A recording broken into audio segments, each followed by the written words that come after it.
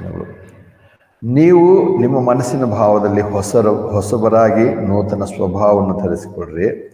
ಆ ಸ್ವಭಾವವು ದೇವರ ಹೋಲಿಕೆಯ ಮೇರೆಗೆ ನೀತಿಯಲ್ಲಿಯೂ ನಿಜವಾದ ಪರಿಶುದ್ಧತೆಯಲ್ಲಿಯೂ ನಿರ್ಮಿಸಲ್ಪಟ್ಟಿದೆ. ಆದ ಕಾರಣ ಸುಳ್ಳಾಡುವುದನ್ನು ಬಿಟ್ಟು ಪ್ರತಿಯೊಬ್ಬನು ತನ್ನ ನೆರವಿನ ಸಂಗಡ ಸತ್ಯವನ್ನೇ ಆಡಲಿ. ಯಾಕಂದರೆ ನಾವು ಒಬ್ಬರಿಗೊಬ್ಬರು ಅಂಗಗಳಾಗಿದ್ದೇವಲ್ಲ. ಕೋಪ ಮಾಡಿದರೂ ಪಾಪ ಮಾಡಬೇಡಿರಿ. ಸೂರ್ಯನ ಮುಳುಗೋದಕ್ಕಿಂತ ಮುಂಚೆ ನಿಮ್ಮ ಸಿಟ್ಟು ತೀರಲಿ. ಸೈತಾನನಿಗೆ ಅವಕಾಶ ಕೊಡಲೇಬೇಡಿರಿ. ಕಳವು ಮಾಡುವವನು ಇನ್ನು ಮೇಲೆ ಕಳವು ಮಾಡದೆ ಕೈಯಿಂದ ಯಾವುದಾದರೊಂದು ಒಳ್ಳೆಯ ಉದ್ಯೋಗವನ್ನು ಮಾಡಿ ದುಡಿಯಲಿ. ಆಗ ಕೊರೆತಲ್ಲಿರುವವರಿಗೆ ಕೊಡೋದಕ್ಕೆ ಅವನಿಂದ ಆಗುವುದು ಅಂತ. ಇಲ್ಲಿಗೆ ಕೆಲವು ವಚನಗಳು ನೋಡ್ತೇವೆ. 29ನೇ ವಚನದಿಂದ ನೋಡುವಾಗ ಅದರ ಮುಂದಿನ ಭಾಗದಲ್ಲ ನೋಡ್ತೇವೆ. ನಾವು ನೋಡಿದ ಹಾಗೆ 22ನೇ ವಚನದಿಂದ ನಾವು ನೋಡ್ಕೊಂಡು ಬಂದಿದ್ದೇವೆ. 3 ಸಂಗತಿಗಳನ್ನು ಇಲ್ಲಿ ನಮಗೆ ಹೇಳ್ತಿರುವಂಥದ್ದು ಅಂದರೆ, ಯೇಸುವಿನಲ್ಲಿರುವ ಸತ್ಯೋಪದೇಶ ಅಂದರೆ ನೀವು ನಿಮ್ಮ ಹಿಂದಿನ ನಡತೆಯನ್ನು ಅನುಸರಿಸದೆ ಪೂರ್ವ ಸ್ವಭಾವವನ್ನು ತೆಗೆದು ಬಿಡಬೇಕು. ಅದು ಮೋಸಕರವಾದ ದುರಾಶೆಗಳಿಂದ ಕೆಟ್ಟು ಹೋಗುವಂಥದ್ದು. ಸೊ ಪೂರ್ವ ಸ್ವಭಾವ ತೆಗೆದು ಹಾಕುವಂಥದ್ದು ಇದು 1 ದಿವಸ 2 ದಿವಸದಂಥ ಕೆಲಸ ಅಲ್ಲ, ಆದರೆ ಅದು ನಿರಂತರವಾಗಿ ಮಾಡುವಂಥದ್ದಾಗಿದೆ. ಅದನ್ನು ಹೇಳ್ತಾನೆ. ಮತ್ತು 23ನೇ ವಚನದಲ್ಲಿ ನಾವು ನೋಡುವಾಗಲೂ ಕೂಡ ನೀವು ನಿಮ್ಮ ಮನಸ್ಸಿನ ಭಾವದಲ್ಲಿ ಹೊಸಬರಾಗಿ ನೂತನ ಸ್ವಭಾವವನ್ನು ಧರಿಸಿಕೊಡ್ರಿ. ಇದು ಕೂಡ ನಾವು ನಿರಂತರವಾಗಿ ಮಾಡುವಂಥ ಕೆಲಸವಾಗಿರಬೇಕಾಗಿರುವಂಥದ್ದು ಮತ್ತು ಅದಕ್ಕೆ ಸಂಬಂಧಪಟ್ಟ ರೀತಿಯಲ್ಲಿ ನಾವು ಜೀವಿಸಬೇಕಾಗಿರುವಂಥದ್ದು ಕೂಡ ನಾವು ನೋಡ್ತೇವೆ.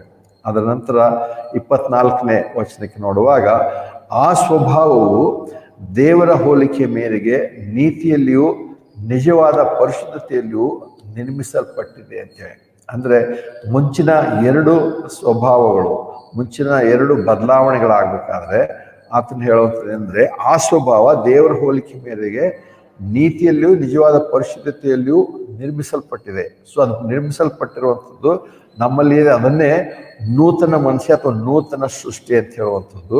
ಅಥವಾ ಗಲಾತ್ಯ 2:20 ನೋಡುವ ಹಾಗೆ, ಇನ್ನು ಮೇಲೆ ನಾನು ಜೀವಿಸುವಂಥ ನಾನಲ್ಲ, ಕ್ರಿಸ್ತನು ನನ್ನಲ್ಲಿ ಜೀವಿಸ್ತಾನೆ ಅಂತ ಹೇಳಿ ಗಲಾತ್ಯದವರಿಗೆ 2ನೇ ಅಧ್ಯಾಯ 20ನೇ ವಚನ ನೋಡ್ತೇವೆ. ಗಲಾತ್ಯದವರಿಗೆ 2ನೇ ಅಧ್ಯಾಯ 20ನೇ ವಚನ, ಕ್ರಿಸ್ತನೊಂದಿಗೆ ಶಿಲುಬೆಗೆ ಹಾಕಿಸಿಕೊಂಡವನಾಗಿದ್ದೇನೆ, ಆದಾಗ್ಯೂ ನಾನು ಜೀವಿಸ್ತೇನೆ. ಇನ್ನು ಜೀವಿಸುವವನು ನಾನಲ್ಲ, ಆದರೆ ಕ್ರಿಸ್ತನು ನನ್ನಲ್ಲಿ ಜೀವಿಸ್ತಾನೆ. ಈಗ ಶರೀರದಲ್ಲಿರುವ ನಾನು ಜೀವಿಸುವುದು ದೇವಕುಮಾರನ ಮೇಲಣ ನಂಬಿಕೆಯಲ್ಲಿ. ಆತನನ್ನು ಪ್ರೀತಿಸಿ ನನಗೋಸ್ಕರ ತನ್ನನ್ನೇ ಒಪ್ಪಿಸಿಬಿಟ್ಟನು ಅಂತೇಳಿ. ಅದಕ್ಕೆಲ್ಲ ನೋಡುವ ಹಾಗೆ ನಾವು ಕೆಲವು ಸಂಗತಿಗಳನ್ನ ನೋಡಿರುವ ಹಾಗೆ ನಾವು ಏನಂದರೆ, ಇಲ್ಲಿ ಬರುವಾಗ ಪೌಲನು ಹೆಚ್ಚಾಗಿ ಅಥವಾ ಕೃಪೆಯಲ್ಲಿರುವಂಥ ನಮಗೆ ಇಲ್ಲಿ ಆತನು ಆಜ್ಞೆ ಅಥವಾ ಅಪ್ಪಣೆ ಅಂತ ಹೇಳೋದಕ್ಕಿಂತ ಕ್ರಿಸ್ತನ ಪ್ರೀತಿಯನ್ನು ಅರಿತವರಾಗಿರೋದ್ರಿಂದ ಆ ಪ್ರೀತಿಯ ನಿಮಿತ್ತ ನಾವು ಜೀವಿಸುವಂಥದ್ದು ಮತ್ತು ನಾವು ಯಾವಾಗಲೂ ಜ್ಞಾಪಕ ಮಾಡ್ಕೊಳ್ಳೋದು ಇಲ್ಲಿ ಕಲಿಸುವಂಥದ್ದು ಅದೇ ಆಗಿದೆ. ಮತ್ತು ಇದನ್ನೇ ನಾವು ಡಾಕ್ಟರ್ ಅಂತ ಹೇಳಿ ನೋಡ್ತೇವೆ. ಇಲ್ಲಿ ಹೇಳಿರುವಂಥ ಸಂಗತಿಗಳಿಂದಲೇ ನಮಗೆ ಅರ್ಥವಾಗುತ್ತೆ ಮತ್ತು ಅದರಿಂದ ನಾವು ಹಾಗೆ ಜೀವಿಸಬೇಕಾಗಿದೆ. ಅಲ್ಲಿ ಹೇಳಲಾರ್ದ ಹೊರತು ನಮ್ಮಲ್ಲಿ ಅನೇಕ ಸಂಗತಿಗಳು ಇಂಥದ್ದು ಇದೆ ಅಂತ ಹೇಳಿ ನಮ್ಗೆ ಗೊತ್ತಿಲ್ಲ. ಅದಕ್ಕೋಸ್ಕರವೇ ಅಲ್ಲಿ 1ರಿಂದ 3 ಅಧ್ಯಾಯ ನೋಡುವಾಗ ಹೇಳಿರುವಂಥ ಅನೇಕ ಸಂಗತಿಗಳು ನಾವು ನಮ್ಮ ಜೀವನದಲ್ಲಿ ಅಳವಡಿಸ್ಕೊಂಡು ನಡೆಸಬೇಕಾಗಿರೋ. ಯಾಕಂದ್ರೆ ಅಲ್ಲಿಂದ ಬರುವ ಹಾಗೆ ಆತ್ಮ ಹೇಳ್ತಂದ್ರೆ 4ನೇ ಅಧ್ಯಾಯ ಪ್ರಾರಂಭ ಮಾಡುವಾಗಲೇ, ಆದರೆ ನೀವು ಕರೆಯಲ್ಪಟ್ಟ ಕರೆಯುವಿಕೆಗೆ ಯೋಗ್ಯರಾಗಿ ನಡೆದುಕೊಳ್ಬೇಕೆಂದು ಕರ್ತನ ಸೆರೆಯವನಾದ ನಾನು ನಿಮ್ಮನ್ನು ಬೇಡಿಕೊಳ್ಳುತ್ತೇನೆ. ಇಲ್ಲಿ ಒಂದು ಕಡೆ ಆತನು ಬೇಡಿಕೊಳ್ಳುತ್ತೇನೆ ಅಂತ ಹೇಳಿದ್ರು ಕೂಡ ಬೇರೆ ಬೇರೆ ಕಡೆ ಆತನು ಅಪ್ಪಣೆ ಕೊಡ್ತೇನೆ ಹಾಗೆ ಹೇಳುವಂಥದ್ದು ಕೂಡ ಉಂಟು. ಆದರೆ ಹೇಗೂ ನಾವು ನೋಡ್ತೇವೆ, ಕೃಪೆಗೂ ಮತ್ತು ಧರ್ಮಶಾಸ್ತ್ರಕ್ಕಿರುವಂಥ ವ್ಯತ್ಯಾಸನ ನೋಡುವಾಗ ಅಲ್ಲಿ ನೋಡ್ತೇವೆ, ಇಂಥದ್ದನ್ನು ನೀವು ಮಾಡಬಾರ್ದು ಅಥವಾ ಅದಕ್ಕೆ ತಕ್ಷಣದಲ್ಲಿ ಹೀಗಿದೆ. ಆದರೆ ಕೃಪೆಯಲ್ಲಿ ಆತ್ಮೀಯ ಇನ್ನು ನೀವು ಮುಂಚೆ ಹೇಗಿದ್ದೀರ, ಆದರೆ ಇವತ್ತು ಕ್ರಿಸ್ತನಲ್ಲಿ ನೀವು ಹೀಗಾಗಿದ್ದೀರಾ. ಕ್ರಿಸ್ತನಲ್ಲಿ ಏನನ್ನು ಹೊಂದಿದ್ದೀರಾ, ಕ್ರಿಸ್ತನಲ್ಲಿ ಏನನ್ನು ನೀವು ಪಡ್ಕೊಂಡಿದ್ದೀರಾ, ಆ ರೀತಿಯಾಗಿ ನೀವು ಜೀವಿಸ್ಬೇಕು. ಅದಕ್ಕೋಸ್ಕರ ನೀವು ಈ ತಕ್ಕ ಕೆಲಸ ಮಾಡಬೇಕು. ಮತ್ತು ಇದು ನಾವು 1 ದಿವಸದ ಕೆಲಸ ಅಲ್ಲ, ನಿರಂತರವಾಗಿ ಆಗುವಂಥದ್ದು ಮಾತ್ರ ನೋಡ್ತೇವೆ. ಅದಕ್ಕೋಸ್ಕರ ಅನೇಕ ಸಾರಿ ಹೋರಾಟ ಅಥವಾ ಸ್ಟ್ರಗಲ್ ಅಂತ ಹೇಳಿ ಕೂಡ ನೋಡ್ತೇವೆ. ಯಾರು ಈ ಲೋಕದಲ್ಲಿ ಪರಿಪೂರ್ಣತೆಯನ್ನು ಹೊಂದಲು ಸಾಧ್ಯವಿಲ್ಲ, ಆದರೆ ಆ ಹೋರಾಟದಲ್ಲಿ ಜೀವಿಸುವಂಥದ್ದು. ಅದಕ್ಕೆ ಆತ್ಮ ಹೇಳ್ತಾನೆ, ಹೀಗೆ ಮಾಡೋದಕ್ಕೆ ಅದು ನಿರ್ಮಿಸಲ್ಪಟ್ಟುವಂಥದ್ದು ನಮ್ಮಲ್ಲೇ ಅಲ್ಲ, ಯಾಕಂದ್ರೆ ನಾವು ಮೊದಲು ಪ್ರತಿ ಸರಿ ನಾವು ತಿಳ್ಕೊಬೇಕಾಗಿರುವಂಥದ್ದು, ನಾವು ಯಾವುದೇ ವಿಷಯದಲ್ಲಿ ನಾವು ಹಿಂದಕ್ಕೆ ಹೋಗುವಾಗ, ಹಿಂದಿನ ಕಾರ್ಯಗಳು ಮಾಡುವಾಗ ನಾವು ಇವಾಗ ಅದನ್ನೇನು ನೋಡಿದ್ದೇವೆ. ನಾವು ಯಾಕೆ ಮಾಡಲ್ಲ ಅಂದ್ರೆ, ನಾವು ಮಾಡಿದ್ರೆ ಶಿಕ್ಷೆ ಇದೆ ಅದಕ್ಕೆ ಮಾಡಲ್ಲ ಅಂತಲ್ಲ, ಬದಲಾಗಿ ನಾವು ಕ್ರಿಸ್ತನೊಂದಿಗೆ ಸತ್ತು ಹೋಗಿದ್ದೇವೆ. ಕ್ರಿಸ್ತನೊಂದಿಗೆ ನಾನು ಸತ್ತು ಹೋಗಿದ್ದೇನೆ, ಶಿಲುಬೆಗೆ ಹಾಕಿಸ್ಕೊಂಡವನಾಗಿದ್ದೇನೆ. ಹಾಗಿರುವಾಗ ನಾನು ಯಾಕೆ ತಿರುಗಿ ಇದನ್ನು ಮಾಡಬೇಕು? ಯಾವುದೋ ಶಿಕ್ಷೆಗೋಸ್ಕರ ಅಥವಾ ಯಾವುದೋ ಒಂದು ಭಯಕ್ಕೋಸ್ಕರ ಅಲ್ಲ, ಆದರೆ ನಾನು ಇಂಥವನಾಗಿದ್ದೇನೆ ಅದಕ್ಕೋಸ್ಕರ ನಾನು ಮಾಡಬಾರ್ದು. ಮತ್ತು ಅಷ್ಟೇ ಅಲ್ಲ, ಕ್ರಿಸ್ತನೊಂದಿಗೆ ಸತ್ತವನಾಗಿದ್ದೇನೆ, ಶಿಲುಬೆಗೆ ಹಾಕಿಸ್ಕೊಂಡವನಾಗಿದ್ದೇನೆ ಅಷ್ಟೇ ಅಲ್ಲ, ಅದರ ಜೊತೆಯಲ್ಲಿ ನಾನು ಕ್ರಿಸ್ತನೊಂದಿಗೆ ಹೂಣಲ್ಪಟ್ಟು ಮತ್ತೆ ಎಬ್ಬಿಸಲ್ಪಟ್ಟವನು ಕೂಡ ಆಗಿದ್ದೇನೆ. ಅದಕ್ಕೋಸ್ಕರ ರೋಮಪುರ 6ನೇದಲ್ಲಿ ನೋಡಿದ್ದೇವೆ. ರೋಮಪುರ 6ನೇದಲ್ಲಿ ಬರುವಾಗ ನಮಗೆ ಕೃಪೆ ಇದೆ ಅಂದ ತಕ್ಷಣ ಪಾಪದಲ್ಲಿ ಜೀವಿಸಲು ಹೇಳ್ತಲ್ಲ, ಅದನ್ನೇ ಅಲ್ಲಿ ಪೌಲನ್ ಹೇಳೋ ನೋಡ್ತೇವೆ ರೋಮಪುರದವರಿಗೆ 6ನೇದಲ್ಲಿ. ಹಾಗಾದ್ರೆ ಏನು ಹೇಳೋಣ? ಕೃಪೆ ಹೆಚ್ಚಳಿ ಎಂದು ನಾವು ಪಾಪದಲ್ಲಿ ಇನ್ನೂ ಇರಬೇಕು? ಹಾಗೆ ಎಂದಿಗೂ ಅಲ್ಲ. ಪಾಪದ ಪಾಲಿಗೆ ಸತ್ತವರಾದ ನಾವು ಇನ್ನು ಅದರಲ್ಲಿ ಬದುಕುವುದು ಹೇಗೆ ಅಂದ್ರೆ, ಇಲ್ಲಿ ಕೃಪೆ ಧರ್ಮಶಾಸ್ತ್ರ ವ್ಯತ್ಯಾಸಗಳು ಬರುವಾಗ ಧರ್ಮಶಾಸ್ತ್ರ ಅಥವಾ ನ್ಯಾಯ ಪ್ರಮಾಣ ಅಂದ್ರೆ ಬಹಳ ಸ್ಟ್ರಿಕ್ಟು, ಕೃಪೆ ಅಂದ್ರೆ ಫುಲ್ ಫ್ರೀ ಬಿಟ್ಟಿದ್ದಾರೆ. ಹಾಗೆ ದೇವರ ವಾಕ್ಯ ಕಲಿಸ್ತಾ ಇಲ್ಲ. ಕೃಪೆಯಲ್ಲಿ ಇದ್ದೇವೆ ಅಂತ ತಕ್ಷಣ ನಾವು ಪಾಪದಲ್ಲಿ ನಿಲ್ಲಬೇಕು? ಖಂಡಿತವಾಗ್ಲೂ ಇಲ್ಲ ಅಂತ ಹೇಳ್ತಾರೆ. ಸೊ ನಮ್ಮಲ್ಲಿ ಅದು ಇರಬಾರ್ದು. ಅದಕ್ಕೋಸ್ಕರ ಆತನ ಹೇಳುವಂಥದ್ದು. ಮುಂದೆ ಆತನು ಇಲ್ಲಿ ಹೇಗೂ ನಾವು ನೆಕ್ಸ್ಟ್ ನೋಡಿದ್ದೇವೆ. ಇಲ್ಲಿ ಹೇಳಿರುವಂತ ವಾಕ್ಯಗಳು ನೀರಿನ ಬ್ಯಾಪ್ಟಿಸಮ್ ಬಗ್ಗೆ ಹೇಳಿಲ್ಲ, ಆದ್ರೆ ಪರಿಶುದ್ಧಾತ್ಮನ ಬ್ಯಾಪ್ಟಿಸಮ್ ಕುರಿತು ಹೇಳಿದ್ದಾನೆ ಅಂತ ನಾವು ನೋಡಿದ್ದೇವೆ. ಆದ್ರೆ ಅನೇಕರು ಈ ವಾಕ್ಯಗಳನ್ನು ನೀರಿನ ಬ್ಯಾಪ್ಟಿಸಮ್ ಬಗ್ಗೆನೇ ಹೇಳುವಂಥದ್ದು ಉಂಟು. ಆದ್ರೆ ಹೇಗೂ ನಾವು ನೋಡ್ತೇವೆ, ನೀರಿನ ಬ್ಯಾಪ್ಟಿಸಮದಿಂದ ನಾವು ನೂತನವಾಗಿ ನಡ್ಕೊಳ್ಳಲ್ಲ, ಆದರೆ ಕ್ರಿಸ್ತನನ್ನು ರಕ್ಷಕನಾಗಿ ಅಂಗೀಕರಿಸಿದ ದಿವಸದಿಂದಲೇ ನಾವು ನೂತನವಾಗಿ ನಡ್ಕೊಳ್ತೇವೆ. ಅದನ್ನೇ 4ನೇ ವರ್ಷದಲ್ಲಿ ಹೇಳ್ತಾನೆ, ಹೀಗಿರಲಾಗಿ ನಾವು ಬಾಪ್ತಿಸ್ಮ ಮಾಡಿಸ್ಕೊಂಡಾಗ ಆತನ ಮರಣದಲ್ಲಿ ಪಾಲುಗಾರರಾಗುವುದಕ್ಕೆ ಆತನೊಂದಿಗೆ ಹೂಣಲ್ಪಟ್ಟೆವು. ಮತ್ತು ಕ್ರಿಸ್ತನು ತಂದೆಯ ಮಹಿಮೆಯಿಂದ ಹೇಗೆ ಸತ್ತರೊಳಗಿಂದ ಎಬ್ಬಿಸಲ್ಪಟ್ಟನು, ಹಾಗೆ ನಾವು ಕೂಡ ಜೀವದಿಂದಿದ್ದು ನೂತನ ಜೀವನದಲ್ಲಿ ನಡೆದುಕೊಳ್ಳಬೇಕು. ಅಂದ್ರೆ ಯಾವತ್ತು ನಾವು ಬ್ಯಾಪ್ಟಿಸಮ್ ತೆಗೆದುಕೊಳ್ತೇವೆ ಅವತ್ತಿನಿಂದ ನಾವು ನೂತನ ಜೀವನ ನಡ್ಕೊಳ್ಬೇಕಂತಲ್ಲಿ ಹೇಳ್ತಲ್ಲ ನೀರಿನ ಬ್ಯಾಪ್ಟಿಸಮ್. ಆದ್ರೆ ಪರಿಶುದ್ಧಾತ್ಮನಿಂದ ನಾವು ಹೇಗೆ 12ನೇದಲ್ಲಿ ನೋಡಿದ್ದೇವೆ, ನಮ್ಮನ್ನು ಕ್ರಿಸ್ತನ ದೇಹಕ್ಕೆ ಆತನ ಸೇರಿಸಿರುವಾಗ, ನಾವು ಹೊಸದಾಗಿ ಹುಟ್ಟಿದಾಗ, ಪರಿಶುದ್ಧಾತ್ಮನ ಮುದ್ರೆಯನ್ನು ಹೊಂದಿರುವಾಗ, ನಾವು ನಮ್ಮಲ್ಲಿ ಪರಿಶುದ್ಧಾತ್ಮನ ವಾಸ ಮಾಡುವಾಗ ನಾವು ನೋಡ್ತೇವೆ, ನಮ್ಮನ್ನು ಕ್ರಿಸ್ತನ ದೇಹದಲ್ಲಿ ಆತನ ಸೇರಿಸ್ತಾನೆ. ಆವಾಗ ನಾವು ಕ್ರಿಸ್ತನ ಅಂಗಾಂಗಗಳಾಗಿದ್ದೇವೆ. ಹಾಗಾಗುವಾಗ ಆ ಕ್ಷಣದಿಂದಲೇ ನಾವು ಹೊಸಬರಾಗಿ ನಡ್ಕೊಳ್ಳುವಂಥದ್ದು ಹೇಳ್ತಾನೆ ಹೊರತು ಯಾವತ್ತೊಂದು ದಿವಸ ನೀರಿನ ಬ್ಯಾಪ್ತಿಸ್ಮ ತಗೊಂಡಾಗ ಅಲ್ಲ. ಯಾಕಂದ್ರೆ ಅನೇಕ ಸಾರಿ ನೀರಿನ ಬ್ಯಾಪ್ತಿಸ್ಮ ರಕ್ಷಣೆ ಹೊಂದಿದ ತಕ್ಷಣದಲ್ಲಿ ಕೆಲವರು ಉಂಟು, ಅಪೊಸ್ತಲರ ಕೃತ್ಯಗಳಲ್ಲಿ ಹಾಗೆ ಆಗಿರುವಂಥ ಉಂಟು. ಆದರೆ ಅನೇಕ ದಿವಸಗಳ ನಂತರ ತೆಗೆದುಕೊಳ್ಳುವಂತು. ಮತ್ತು ಅನೇಕರು ನಾವು ನೋಡ್ತೇವೆ ಬ್ಯಾಪ್ಟಿಸ್ಮ ತಗೊಳ್ಬೇಕಂದ್ರೂ ಕೂಡ ಯಾರು ಕಳೆದ ವಾರದಲ್ಲಿ ನೋಡ್ತೇವೆ, ಅವ್ರು ತಗೋಬೇಕಿತ್ತಾದ್ರೆ ಅಲ್ಲಿ ಇದು ಹಿರೇಕೆರೂರು ಚರ್ಚ್ನಲ್ಲಿ ಹೇಳ್ತಿದ್ರು, ಅವ್ರು ತಗೋಬೇಕಂದ್ರು ಕೂಡ ಅವ್ರು ಬಂದು ಕ್ಯಾನ್ಸಲ್ ಮಾಡಿದ್ರು. ಯಾಕಂದ್ರೆ ನಾವಿನ್ನೂ ಅದ್ರ ಬಗ್ಗೆ ನಾವು ಕ್ಲಾಸ್ ಮಾಡಬೇಕು, ನಿಮ್ಗೆ ಕಲಿಸ್ಬೇಕು ಅಂತ ಹೇಳಿದ್ರಂತೆ. ಹಾಗಂದ್ರೆ ನೋಡ್ತೇವೆ ಅನೇಕ ಸಾರಿ ತಿಳುವಳಿಕೆಲ್ಲ ತೆಗೆದುವಂತೂ ಉಂಟು. ಆಗಿರುವಾಗ ಕಲಿಸಿ ಮಾಡುವಂಥದ್ದು ನೋಡುವಾಗ ರಕ್ಷಣೆ ಹೊಂದಿದ ಮೇಲೆ ಅದಕ್ಕೆ ಸಮಯ ಆಗ್ಬೋದು. ಅನೇಕ ಸಾರಿ ನಾವು ಬೇಡ ಅಂಥೇಳಿ ಹಠಮಾರಿತನ ಮಾಡುವಂಥದ್ದು, ಅದರ ಅವಶ್ಯಕತೆ ಇಲ್ಲ ಅಂತ ಹೇಳುವಂಥದ್ದು, ಅಥವಾ ತಪ್ಪಾಗಿ ತಗೊಳ್ಳುವಂಥದ್ದು ಉಂಟು. ಇವೆಲ್ಲ ಸರಿಪಡಿಸ್ಬೇಕಾದ್ರೆ ಕೆಲವು ಸಾರಿ ಅದಕ್ಕೆ ಅಂತರವಿರಬಹುದು. ಆದರೆ ಬ್ಯಾಪ್ಟಿಸಮ್ ನಂತರ ನಾವು ಹೊಸಬರಾಗಿ ನಡ್ಕೊಳ್ಳುವಂಥದ್ದು. ಯಾಕಂದ್ರೆ ಅನೇಕರಿಗೆ ಅಂತ ಭಾವನೆ ಉಂಟು, ಆಯ್ತು ಮತ್ತೆ ರಕ್ಷಣೆ ಹೊಂದಿದಿರಾದ್ರೆ ಮತ್ತೆ ಬ್ಯಾಪ್ಟಿಸಮ್ ಯಾವಾಗಂದ್ರೆ ಇನ್ನೂ ಸ್ವಲ್ಪ ದಿವಸ ಆದ್ಮೇಲೆ ಅಂತ ಹೇಳ್ತಾರೆ. ಯಾಕಂದ್ರೆ ಇನ್ನು ನಾವು ಪರ್ಫೆಕ್ಟ್ ಆಗಿಲ್ಲ ಅನ್ನೋಂಥ ಒಂದು ಮನೋಭಾವನೆ ನೋಡ್ತೇವೆ. ನಾವು ಎಂದಿಗೂ ನಮ್ಮಷ್ಟಕ್ಕೆ ನಾವೇ ಪರ್ಫೆಕ್ಟ್ ಆಗಲ್ಲ. ನಾವು ಕ್ರಿಸ್ತನಲ್ಲಿಯೇ ಆತನು ನಮ್ಮನ್ನು ಪರಿಪೂರ್ಣನಾಗಿ ಮಾಡಿದ್ದಾನೆ. ನಾವು ಕೊಲೊಸ್ಸೆ 2ನೇದಲ್ಲಿ ನೋಡುವಾಗ ಕ್ರಿಸ್ತನಲ್ಲಿ ನಾವು ಸಂಪೂರ್ಣರಾಗಿದ್ದೇವೆ. ಪೌಲನು ಅದನ್ನು ಹೇಳ್ತಾನೆ, ನಾವು ಆ ಸಂಪೂರ್ಣತೆಯನ್ನು ಈ ಲೋಕದಲ್ಲಿ ಅದನ್ನು ನಾವು ತೋರಿಸುವುದಕ್ಕೋಸ್ಕರವೇ ಎಫೆಸ ಅಧ್ಯಾಯದ 4ನೇ ಅಧ್ಯಾಯದಿಂದ ಮುಂದೆ ನಾವು ನೋಡ್ಕೊಂಡು ಹೋಗ್ತಿದ್ದೇವೆ. ಹೀಗಿರುವಾಗ ಈ 3 ಸಂಗತಿಗಳಾದ ಮೇಲೆ ಆತನು ಕೆಲವು ವಿಷಯಗಳು ಆತನು ಹೇಳ್ತಾನೆ. 25ನೇ ವರ್ಷದಿಂದ 28 ವರ್ಷದವರೆಗೂ ಆತನು ಹೇಳುವಂಥದ್ದು, ಆದ ಕಾರಣ ಸುಳ್ಳಾಡುವುದನ್ನು ಬಿಟ್ಟು ಪ್ರತಿಯೊಬ್ಬನು ತನ್ನ ನೆರೆಯವನ ಸಂಗಡ ಸತ್ಯವನ್ನೇ ಆಡಲಿ, ಯಾಕಂದ್ರೆ ನಾವು ಒಬ್ಬರಿಗೊಬ್ಬರು ಅಂಗಾಂಗಗಳಾಗಿದ್ದೇವಲ್ಲ ಅಂತೇಳಿ. ಇಲ್ಲಿ ನೋಡುವಾಗ ಪ್ರತಿಯೊಬ್ಬರು ಅದಕ್ಕೆ ನೋಡ್ತೇವೆ. ನೆಕ್ಸ್ಟ್ ಸರಿ ನೆರೆಯವನು ಅಂದ್ರೆ ಯಾರು ಅಂತ ಹೇಳುವಾಗ ನೆಕ್ಸ್ಟ್ ಸರಿ ನಾವು ನಮ್ಮ ಅಕ್ಕಪಕ್ಕ ಮನೆಯಲ್ಲಿರೋರ ಬಗ್ಗೆ ನಾವು ಯೋಚನೆ ಮಾಡ್ತೇವೆ. ಅದರಲ್ಲಿ ಈ ವಾಕ್ಯದಲ್ಲಿ ನೋಡುವಾಗ ನೆರೆಯವನು ಯಾರಂದ್ರೆ ಅಂಗಾಂಗವಾಗಿರುವ ಆತನೇ ನನ್ನ ನೆರೆಯವನಾಗಿದ್ದಾನೆ. ಯಾಕಂದ್ರೆ ಆತನ ಹೇಳ್ತಾನೆ, ಆದ ಕಾರಣ ಸುಳ್ಳಾಡುವುದನ್ನು ಬಿಟ್ಟು ಪ್ರತಿಯೊಬ್ಬನು ತನ್ನ ನೆರೆಯವನ ಸಂಗಡ ಸತ್ಯವನ್ನೇ ಆಡಲಿ, ಯಾಕಂದ್ರೆ ನಾವು ಒಬ್ಬರಿಗೊಬ್ಬರು ಅಂಗಾಂಗಗಳಾಗಿದ್ದೇವಲ್ಲ.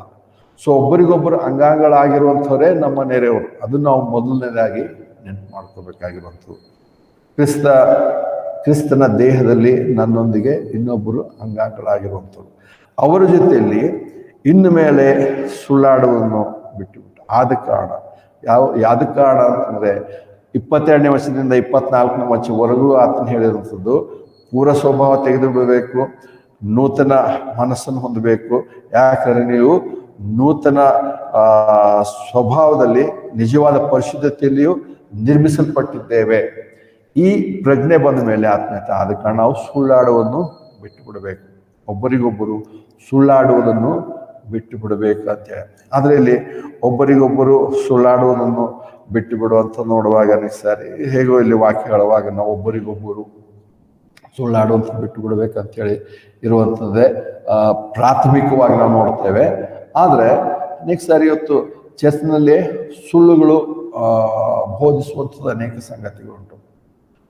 ಅಥವಾ ಪಾಸ್ಟರ್ಗಳೇ ಸುಳ್ಳಾಗಿ ಹೇಳಬಹುದು, ಸುಳ್ಳು ತಮ್ಮ ಅನುಕೂಲಕ್ಕೋಸ್ಕರ. ಮೊದಲನೇದಾಗಿ ನೋಡ್ತೇವೆ ಅನೇಕ ಸಾರಿ ಧರ್ಮಶಾಸ್ತ್ರ, ನ್ಯಾಯ ಪ್ರಮಾಣ, ಕೃಪೆ ಅಂತ ಹೇಳಿ ನೋಡುವಾಗ ನಾವೆಷ್ಟೇ ಕೃಪೆ ಅದು ಇದು ಹೇಳಿದ್ರು ಕೂಡ ನೋಡ್ತೇವೆ ಅನೇಕರು ದಶಮಾಂಶ ಬಗ್ಗೆ ಮಾತ್ರ ಬಹಳ ಹೇಳ್ತಾ ಇರ್ತಾರೆ. ದಶಮಾಂಶ ನಾವೆಲ್ಲ ಎಷ್ಟೇ ಕೃಪೆ ಅಂತ ಹೇಳಿದ್ರು ಮತ್ತೆ ದಶಮಾಂಶ ಧರ್ಮಶಾಸ್ತ್ರಕ್ಕನುಗುಣವಾಗಿ ನ್ಯಾಯ ಪ್ರಮಾಣದ ಅಧೀನದಲ್ಲಿ ಅದು ಹೇಳಲಾಗಿತ್ತು, ಅದಕ್ಕನುಗುಣವಾಗಿ ಅದು ಮಾಡಬೇಕಾಗಿತ್ತು. ಇಲ್ಲ ನಾವು ಕೃಪೆಯಿಂದಲೇ ನಂಬಿಕೆ ಮೂಲಕ ರಕ್ಷಣೆ ಹೊಂದಿದ್ದೇವೆ, ಇನ್ನು ಕೃಪೆ ಎಲ್ಲ ಹೇಳ್ತಾ ದುಡ್ಡು ಬರಬೇಕಾದ್ರೆ ಮಾತ್ರ ಅವಾಗ ದಶಮಾಂಶ ಅಂತ ಹೇಳುವುದು, ಅದು ಕೂಡ ಒಂದು ಸುಳ್ಳಾಡುವಂಥದ್ದೇ ಆಗಿದೆ. ಸುಳ್ಳಾದಂಥ ಬೋಧನೆ ಜನರಿಗೆ ಕಲಿಸುವಂಥದ್ದು. ಹೇಗೋ ಪೌಲನು ಹೇಳ್ತಾರೆ ಹೊಸ ಒಡಂಬಡಿಕೆಯಲ್ಲಿ ಕ್ರಿಸ್ತ ವಿಶ್ವಾಸ, ಹೊಸ ಒಡಂಬಡಿಕೆ ಅಂತ ಹೇಳೋದಕ್ಕಿಂತ ಕ್ರಿಸ್ತ ವಿಶ್ವಾಸಿಗಳಿಗೆ ಚರ್ಚ್ನವರಿಗೆ ನೋಡುವಾಗ ದಶಮಾಂಶ ಹೇಳಿಲ್ಲ. ಆದರೆ ಅವರ ಮನಸ್ಸಿಗೆ ಒಪ್ಪಿದ ಹಾಗೆ ಅಥವಾ ದೇವರ ಮುಂದೆ ಅವರು ತೀರ್ಮಾನ ಮಾಡಿದ ಹಾಗೆ ಕೃಪೆಯಲ್ಲಿ ಅವರು ಎಷ್ಟಾದ್ರೂ ಕೊಡಲಿ. ಆದರೆ ಕೊಡುವಂಥದ್ದು ಅದು ಯಾರಿಗೋ ಪಾಶ ಕೊಡೋದಲ್ಲ, ಆದರೆ ದೇವರ ಸೇವೆಗೋಸ್ಕರ ಕೊಡೋದ್ರ ಬಗ್ಗೆ ಅದು ಹೇಳಿರುವಂತ ನೋಡ್ತೇವೆ. ಹಾಗಂತೇಳಿ ಇವತ್ತು ಅನೇಕರು ಆ ಒಂದು ಏನಂತಾರೆ ಸುಳ್ಳಾಡುವಂಥದ್ದು ಹೀಗೆ ಬೋಧನೆಗಳಿಂದ ಜನರಿಗೆ ಹಾಗೆ ಮಾಡೋದು. ಇನ್ನು ಕೆಲವು ಕಡೆ ನೋಡ್ತೇವೆ ಅಂದ್ರೆ ಸೀಡ್, ಒಂದು ಬೀಜ ಅಂತ ಹೇಳಿ ಕೂಡ ಕಲಿಸ್ತದೆ. ನೀವೊಂದು ಬೀಜ ಹಾಕಿದ್ರೆ ನಿಮಗೆ ಹೆಚ್ಚಿನ ಪ್ರತಿಫಲ ಬರ್ತದೆ. ಹಾಗೆ ಕೂಡ ಬೋಧಿಸುವಂಥದ್ದುಂಟು. ಇಲ್ಲಿ ಯಾವುದೇ ರೀತಿಯಲ್ಲಿ ಏನಂತಾರೆ ಹಾಗೆ ಮಾಡುವಂಥದ್ದು ಒಂದು ವಿಧದಲ್ಲಿ ಸುಳ್ಳಾಡುವಂಥದ್ದೇ ಆಗಿದೆ. ನಾವು ಹೊಸ ಏನಂತಾರೆ ಕ್ರಿಸ್ತ ವಿಶ್ವಾಸಿಗಳು ಇವತ್ತು ಕೃಪೆಯಲ್ಲಿ ಜೀವಿಸುವಂಥವ್ರು ನಮಗೆ ಯಾವುದೇ ರೀತಿಯ ದಶಮಾಂಶ ಕಾಣಿಕೆ ಕೊಡುವಂಥದ್ದು ಬಂಧನ ಅಲ್ಲವೇ ಅಲ್ಲ. ಅದನ್ನು ಬೋಧಿಸಲು ಬೇಕಾಗಿಲ್ಲ, ಅಥವಾ ನಾವು ಇದು ಕೊಟ್ಟಿಲ್ಲ ಅಂದ್ರೆ ದೇವ್ರು ನಮ್ಗೇನು ಶಿಕ್ಷೆ ಕೊಡ್ತಾನೋ ಆ ರೀತಿಯ ಭಾವನೆ ಅಲ್ವೇ ಅಲ್ಲ. ಇದರ ಅವಶ್ಯಕತೆ ಇಲ್ಲ. ಆದರೆ ಇವುಗಳು ಕೂಡ ಸುಳ್ಳು ಹೇಳೋದು, ಒಬ್ಬರಿಗೊಬ್ಬರು ಸುಳ್ಳು ಹೇಳುವಂಥದ್ದು, ಒಬ್ಬರನ್ನೊಬ್ಬರು ಹಾಗೆ ಏನಂತಾರೆ ಮತ್ತೆ ಅದಕ್ಕೆ ಏನಂತಾರೆ ಪ್ರೇರೇಪಣೆ ನೀಡುವಂಥದ್ದು ಕೂಡ ಆಗಿದೆ. ಅದಕ್ಕೋಸ್ಕರ ಮುಂದಾಗಿ ಕೆಲವು ಸಂಗತಿಗಳು ನಾವು ಕೃಪೆಯಲ್ಲಿದ್ದೇವೆ, ಆದರೆ ಕೆಲವು ಸಂಗತಿಗಳು ಮಾತ್ರ ಹಳೆ ಒಡಂಬಡಿಕೆ ಅದು ಬೇಕು, ನ್ಯಾಯ ಪ್ರಮಾಣಕ್ಕೆ ಇರುವಂಥದ್ದು ಬೇಕು, ಏನಂತಾರೆ ಧರ್ಮಶಾಸ್ತ್ರಕ್ಕೆ ಇರುವಂಥದ್ದು ಬೇಕು. ಅದರಲ್ಲಿ ಪ್ರಾಥಮಿಕವಾಗಿ ಪ್ರತಿಯೊಬ್ಬರು ಹೇಳುವಂಥದ್ದು ಅಂದರೆ ದಶಮಾಂಶದ ಬಗ್ಗೆ. ದಶಮಾಂಶ ಅನ್ನುವಂಥದ್ದು ನಾವು ನೋಡ್ತೇವೆ ಕ್ರಿಸ್ತ ವಿಶ್ವಾಸಿಗಳಿಗೆ ಹೇಳಿರುವಂಥದ್ದಲ್ಲ. ಪೌಲನು ಹಾಗೆ ಎಲ್ಲರಿಗೂ ನೀವು ಇಷ್ಟು ಮಾಡಬೇಕಂತ ಹೇಳಿಲ್ಲ. ಇದು ಇವತ್ತು ಅನೇಕ ಚರ್ಚ್ಗಳಲ್ಲಿ ಅದು ಉಂಟು. ಅದಕ್ಕೋಸ್ಕರ ರಿಜಿಸ್ಟರ್ ಮೇಂಟೈನ್ ಮಾಡೋದು, ಬರೆಯೋದು ಎಲ್ಲ ಉಂಟು. ಯಾಕಂದರೆ ಒಂದು ದಿವಸ ಅವರು ಬಂದಾಗ, ಅವರು ಯಾವುದೋ ಒಂದು ಅವಶ್ಯಕತೆಗೆ ಅವರು ಪಾಸ್ಟರ್ ಹತ್ರ ಅಥವಾ ಚರ್ಚ್ಗೆ ಬಂದಾಗ ಅವರೆಲ್ಲ ಲೆಕ್ಕ ಹಾಕ್ತಾರೆ, ನೀವು ಇಷ್ಟು ಕೊಟ್ಟಿಲ್ಲ ಅಂತೇಳಿ. ಹೇಗೆ ನಾವು ನೋಡ್ತೇವೆ ಹೊಸ ಒಡಂಬಡಿಕೆ ನೋಡುವಾಗ, ನಾವಾದರೂ ಏನಂತಾರೆ ದೇವರಿಗೆ ಕೊಡುವಂಥದ್ದು ಅವರವರ ದೇವರೊಂದಿಗೆ ತಾವು ಒಪ್ಪಂದ ಮಾಡಿಕೊಂಡರಾಗ ಅಥವಾ ದೇವರಿಗೆ ಮೆಚ್ಚಿಸುವುದಕ್ಕೆ ಅವ್ರು ಮಾಡುವಂಥ ಕಾರ್ಯ ಹೊರತು ಇದಕ್ಕೆ ಯಾರು ಹೇಳಲು ಬೇಕಾಗಿಲ್ಲ, ಬೋಧನೆ ಮಾಡಬೇಕಾಗಿಲ್ಲ. ಅದು ಯಾವುದೇ ರೀತಿಯಾದಂಥ ಬಂಧನ ಅಲ್ಲ, ಆಜ್ಞೆ ಅಲ್ಲ. ಕ್ರಿಸ್ತ ವಿಶ್ವಾಸಿಗಳೇ ಅದು ಚರ್ಚ್ನಲ್ಲಿ ಅದು ಆಜ್ಞೆ ಅಲ್ವೇ ಅಲ್ಲ. ಒಂದು ಎರಡನೇದಾಗಿ ನೋಡುವಾಗ ನಾವು ಇವತ್ತು ಸಾಧಾರಣವಾಗಿ ಕ್ರಿಸ್ಮಸ್ ಆಚರಣೆ ಎಲ್ಲ ಕಡೆ ನಡೀತಿದೆ. ಕ್ರಿಸ್ಮಸ್ ಆಚರಣೆ ಬರುವಾಗ ಕೆಲವು ಸಂಗತಿಗಳಿಗೆ ನಾವು ಹೆಚ್ಚಾಗಿ ಆತ್ಮಿಕ ಅರ್ಥಗಳನ್ನು ಕೊಟ್ಟು ಬೋಧನೆ ಮಾಡೋಂಥ ಶುರು ಮಾಡ್ತೀವಿ. ಕ್ರಿಸ್ಮಸ್ ಟ್ರೀ ಇವತ್ತೇನೋ ಅದ್ರ ಹೆಸರು ಇನ್ನೊಂದು ಏನೋ ಇದೆ. ಕ್ರಿಸ್ಮಸ್ ಟ್ರೀ ಅಂದ ತಕ್ಷಣ ಕ್ರಿಸ್ಮಸ್ ಟ್ರೀ ಮೇಲೂ ಬೋಧನೆ ಮಾಡೋಂಥವ್ರಿದ್ದಾರೆ. ನೋಡೋದು ಹೇಗೆ ಹಸಿರಾಗಿದೆ, ಹಾಗೆ ಅದು ಪುನರುತ್ಥಾನದ ಜೀವನ ಕಲಿಸುತ್ತೆ, ಹಾಗಿರುತ್ತೆ ಹೇಗಿರುತ್ತೆ. ಗಿಡದ ಮೇಲೆ ಯಾವುದೇ ಗಿಡದ ಮೇಲೆ ಬೋಧನೆ ಮಾಡಿ ಕ್ರಿಸ್ಮಸ್ ಆಚರಣೆ ಮಾಡ್ಬೇಕಂದ್ರೆ ಇವೆಲ್ಲ ಜೊತೆಲಿರುವಂಥದ್ದು. ಸ್ಟಾರ್ ನಕ್ಷತ್ರ ಕೂಡ ಹೌದು, ನಕ್ಷತ್ರ ಕಾಣಿಸ್ಕೊಂಡಿರುವಂಥದ್ದು ಖಂಡಿತವಾದಂಥ ನಿಜವಾದಂಥ ಸಂಗತಿ ಇದೆ. ಆದರೆ ನಾವು ಮನೆಗಳ ಮೇಲೆ ಅಲ್ಲಿ ಹಾಕುವಂಥ ಸ್ಟಾರ್ ಮೇಲೆ ಏನು ಕತೆ ಕಟ್ಟಬೇಕಾಗಿಲ್ಲ. ಅದಕ್ಕೆ ಒಂದು ಬೋಧನೆ, ಅದಕ್ಕೆ ಒಂದು ಆತ್ಮೀಯ ಅರ್ಥ ಕೊಟ್ಟು ಏನೋ ಮಾಡೋದು. ಜನರು ಅವಾಗ ಯಾಕೆ ಇಂಥ ಆಚರಣೆಗಳು ಯಾಕೆ ಹೆಚ್ಚುತ್ತಾ ಹೋಗ್ತವೆ ಅಂದರೆ, ಹೀಗೆ ಯಾರೋ ಒಬ್ಬರು ಸುಳ್ಳಾಡೋದ್ರಿಂದ ಮನೆಯಲ್ಲಿ ಇಂಥ ಒಂದು ಏನಂತಾರೆ ಟ್ರೀ ಇಟ್ಟರೆ ಹಿಂಗಾಗುತ್ತೆ. ಈಗ ನಾವು ನಮ್ಗೆ ಗೊತ್ತಿದೆ ಅನೇಕರಿಗೆ ಮನಿ ಪ್ಲ್ಯಾಂಟ್ ಅಂತ ಅದರ ಹೆಸರು. ಅವರೆಲ್ಲರೂ ಮನೆಯಲ್ಲಿ ಅದು ಇಟ್ಟರೆ ಮನಿ ಬರ್ತಂತೆ, ಮನಿ ಪ್ಲ್ಯಾಂಟೇ ಹೆಸರು ಇಟ್ಟಿದ್ದಾರೆ. ಅವರೆಲ್ಲರೂ ಹಾಗೆ ಮಾಡ್ತಾರೆ ಅಂದ್ಕೊಂಡು ಇವತ್ತಿವರು ನಾವು ಅನೇಕ ಸರಿ ಕ್ರಿಸ್ಮಸ್ನಲ್ಲಿ ಅಥವಾ ಗುಡ್ ಫ್ರೈಡೆಯಲ್ಲಿ ಅಥವಾ ಬೇರೆ ಬೇರೆ ನಾವು ಕೆಲವು ಸುಳ್ಳುಗಳು, ಅದು ಸುಳ್ಳು ಅಂತೆ ಅನ್ನಿಸಲ್ಲ ಅಥವಾ ಸುಳ್ಳು ಅಂತ ಗೊತ್ತೇ ಆಗಲ್ಲ. ಆದರೆ ಅದು ಏನಂತಾರೆ ಉದ್ದೇಶ ಸುಳ್ಳನ್ನು ಬಿತ್ತುವಂಥದ್ದೇ. ಯಾರೋ ಒಂದು ಸ್ವಾರ್ಥಕ್ಕಾಗಿ ಮಾಡುವಂಥದ್ದು.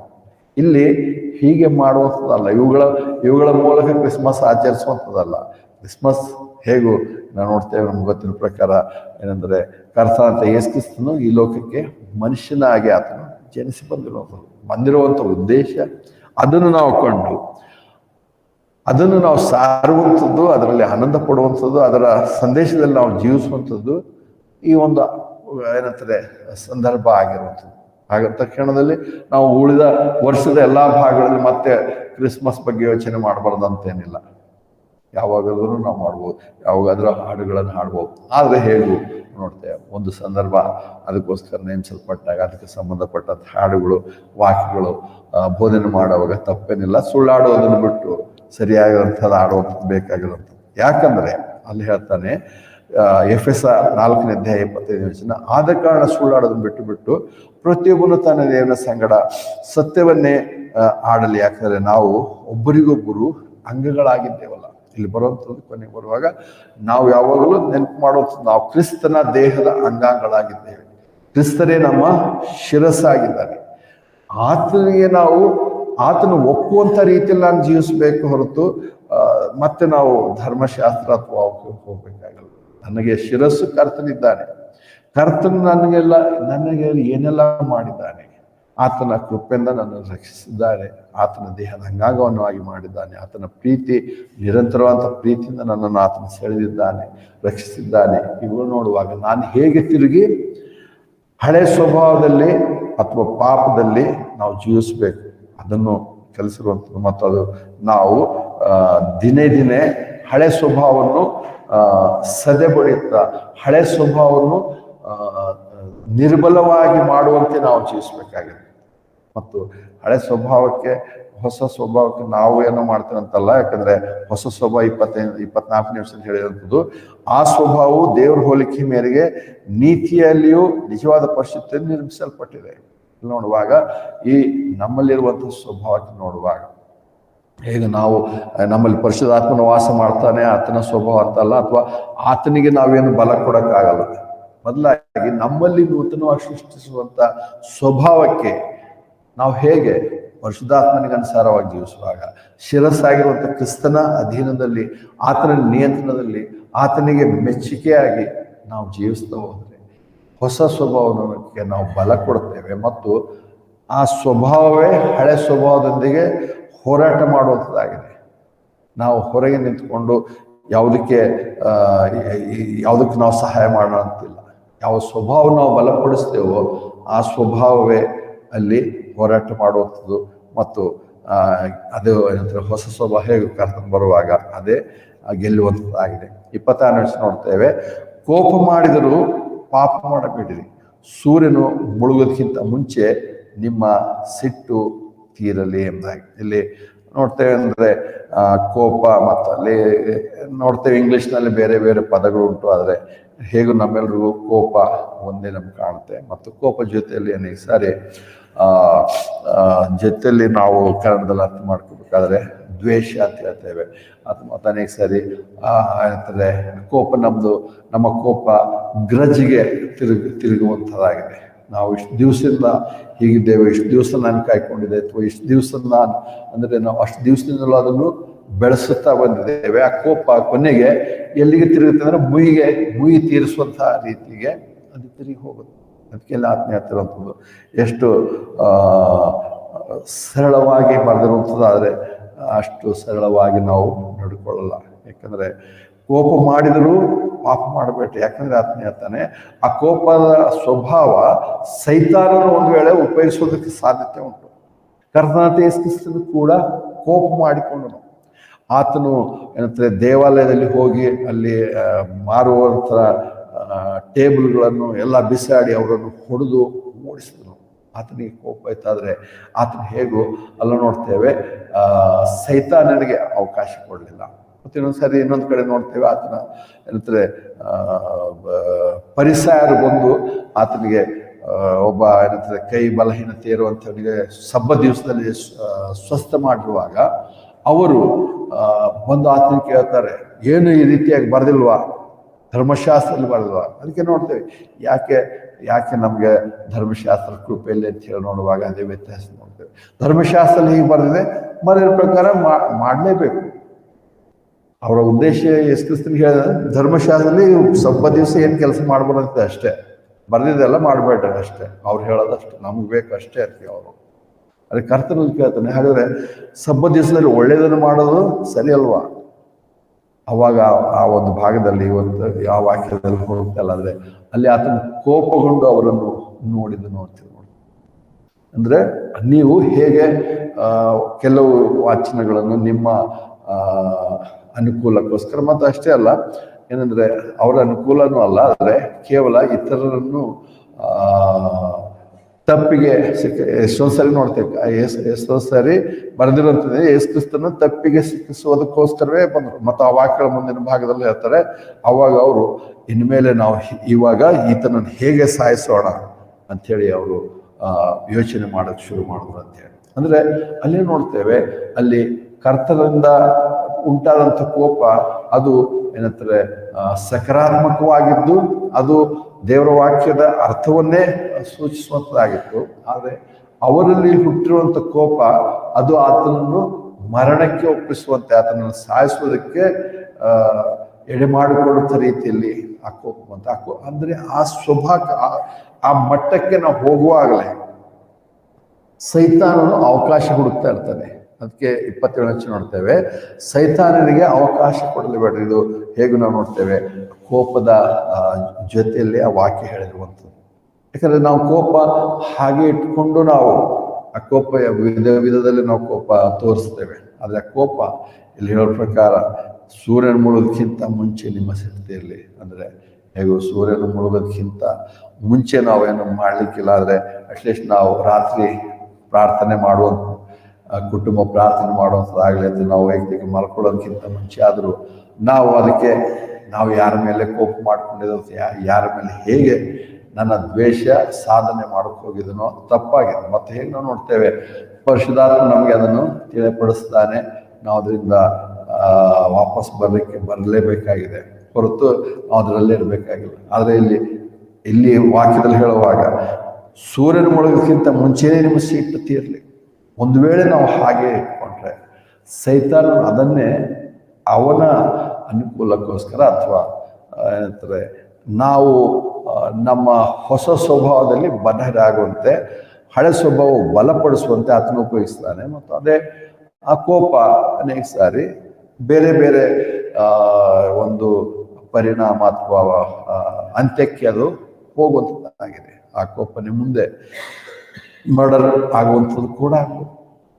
ಅದನ್ನೇ ಒಡಂಬಡಿಕೆಯಲ್ಲಿ ಇಬ್ಬರು ಸಹೋದರು ಮಾಡುವಂಥ ಕಾರ್ಯವನ್ನು ಕೂಡ ನಾವು ನೋಡ್ತೇವೆ. ಹಾಗಿರುವಾಗ ಆ ಒಂದು ಏನಂತಾರೆ ಕೋಪ ನಮ್ಮಲ್ಲಿ ಸೈತಾನನಿಗೆ ಅವಕಾಶ ಕೊಡಲೇಬೇಡ. ಯಾಕಂದರೆ ಸೈತಾನನು ಆ ಒಂದು ಪರಿಸ್ಥಿತಿಯ ಲಾಭವನ್ನು ಪಡೆದುಕೊಂಡು ಹೇಗೆ ಇದನ್ನು ಏನಂತಾರೆ ತನಗೆ ಮಹಿಮೆ ಆಗುವಂಥ ರೀತಿಯಲ್ಲಿ ತನ್ನ ಲಾಭಕ್ಕೋಸ್ಕರ ಉಪಯೋಗಿಸೋದಕ್ಕೆ ಪ್ರಯತ್ನ ಪಡೋದು ನೋಡ್ತೇವೆ. ಅದಕ್ಕೆ ನೋಡ್ತೇವೆ ಆದಷ್ಟು ನಮ್ಮಲ್ಲಿ ಅಂಥ ಕೋಪ, ನಿರಂತರವಾದಂಥ ಕೋಪ ಅದು ದ್ವೇಷಕ್ಕೆ ತಿರುಗುವಂತೆ ಮತ್ತು ಅಷ್ಟೇ ಅಲ್ಲ ಅದು ಮುಯಿ ತಿರುಗಿಸುವ ಮಟ್ಟಿಗೆ ಹೋಗ್ಬೇಕಾಗಿಲ್ಲ.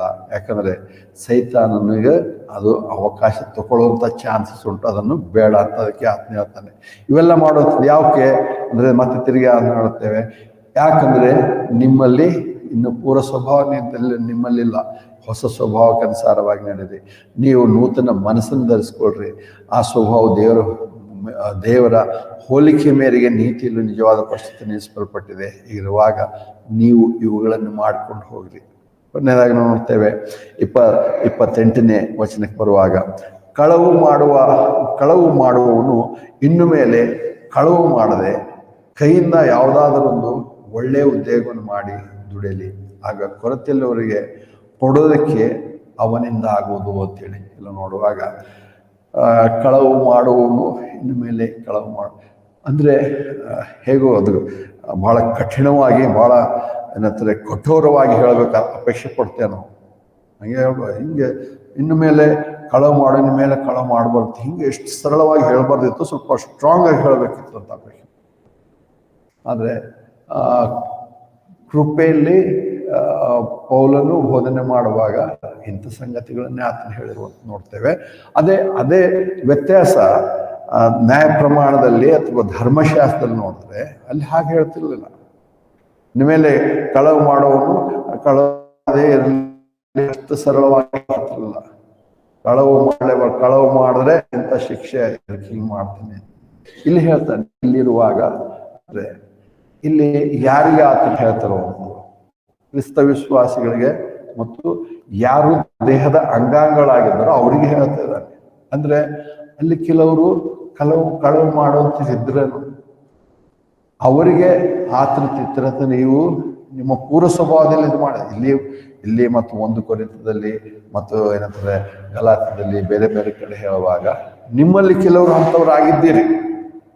ಆದ್ರೆ ಇವಾಗ ನೀವು ಅಂದಲ್ಲ. ಇವಾಗ ನೀವು ನಿಮ್ಮಲ್ಲಿ ಬದಲಾವಣೆ, ನೀವು ಇಂಥದನ್ನು ಹೊಂದಿದ್ದೀರಾ, ನೂತನ ಸ್ವಭಾವನ ಹೊಂದಿದ್ದೀರಾ. ನೀವು ಏನಂತಾರೆ ದೇವರು ನಿಮ್ಮನ್ನು ಇಂತಿಂಥ ಸ್ಥಾನಕ್ಕೆ ನಡೆಸಿದ್ದಾನೆ.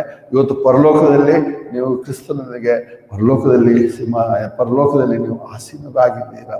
ಇವೆಲ್ಲ ಹೇಳುವಾಗ ಅದೇ ಬೋಧನೆ, ಅದೇ ಡಾಕ್ಟ್ರಿನ್ ಆಗಿದೆ. ಡಾಕ್ಟ್ರಿನ್ಗಳಂತ ಹೇಳುವಾಗ ಅವುಗಳನ್ನ ಹೇಳಿದಾಗ ಇವತ್ತು ನಾವು ಹೀಗಿದ್ದೇವಲ್ಲ, ಅದಕ್ಕೆ ಹೌದು ಆಗಿದ್ರೆ ನಾ ಇದು ಮಾಡೋದು ಸರಿಯಲ್ವಲ್ಲ, ಇದು ಮಾಡಬಾರ್ದು. ನನ್ನನ್ನು ಕ್ರಿಸ್ತನಿಗೆ ದೇವರು ಕೂರಿಸಿರುವಾಗ ನಾನು ಇದನ್ನು ಮಾಡಬಾರ್ದು, ಸರಿಯಲ್ಲ ಅಷ್ಟೇ. ಅದಕ್ಕೆ ನಾವು ನೋಡ್ತೇವೆ ಇಲ್ಲಿ ಕಳವು ಮಾಡುವವನು ಹೇಳುವಾಗಲೂ ಕೂಡ ಅಷ್ಟೊಂದು ಏನಂತ ಹೇಳ್ತಾನೆ, ಕಳವು ಮಾಡುವವನು ಇನ್ನು ಮೇಲೆ ಕಳವು ಮಾಡದೆ ಕೈಯಿಂದ ಯಾವುದಾದ್ರೊಂದು ಒಳ್ಳೆಯ ಉದ್ಯೋಗವನ್ನು ಮಾಡಿ ದುಡಿಯಲಿ. ಕಳವು ಒಂದು ಬಂತು ಚಾನ್ಸ್, ಅದಕ್ಕೆ ಕಳವಿನ ಬಗ್ಗೆ ಒಂದು ದೊಡ್ಡ ಬೋಧನೆ ಮಾಡೋಣ, ಒಂದು ದೊಡ್ಡ ಇದನ್ನೇ ಬರೆದು ಬಿಡೋಣ ಅಂತ ಹೇಳಿ ಬರಲಿಲ್ಲ. ಅಲ್ಲಿ ಇರುವಂಥವ್ರು ಹಾಗಿರುವಾಗ ಆತ್ಮೀಯತನೇ ಆಯ್ತು. ಇನ್ನು ಮೇಲೆ ನೀವು ನಿಮ್ಮಲ್ಲಿ ಹೊಸ ಸ್ವಭಾವ ಬಂದಿದೆ ಅಂದ್ರೆ ಇಲ್ಲ ನೋಡ್ತೇವೆ ಅಲ್ಲಿ ಇರುವಂಥದ್ದು ಮತ್ತು ಹೋರಾಟ ಮಾಡುವಂಥದ್ದು ಮತ್ತು ಕೊನೆಗೆ ಅದರಲ್ಲಿ ಜೀವಿಸುವಂಥದ್ದಲ್ಲ. ಅದರಲ್ಲಿ ಜೀವಿಸುವಂಥದ್ದು ಯಾರು ಹೇಳುವಂಥದ್ದಲ್ಲ, ಮಾಡುವಂಥದ್ದಲ್ಲ ಅದು. ಆದರೆ ನೋಡ್ತೇವೆ ಅದರಿಂದ ಹೊರಗೆ ಬರೋದಕ್ಕೋಸ್ಕರ ಆತ್ಮ ಹೇಳ್ತಾನೆ, ಮತ್ತು ಹೊರಗೆ ಬರುವಂಥದ್ದು ಅಷ್ಟೇ ಅಲ್ಲ, ಜೊತೆಯಲ್ಲಿ ಹೇಳ್ತಾನೆ ಆತ್ಮನು ಅಂದರೆ ಕೈಯಿಂದ ಯಾವುದಾದ್ರೂ ಒಂದು ಒಳ್ಳೆಯ ಉದ್ಯೋಗ ಮಾಡಿ ದುಡಿಲಿ, ಆಗ ಕೊರತೆಯಲ್ಲಿರುವವರಿಗೆ ಕೊಡೋದಕ್ಕೆ ಅವನಿಂದ ಆಗುವುದು ಅಂತೇಳಿ.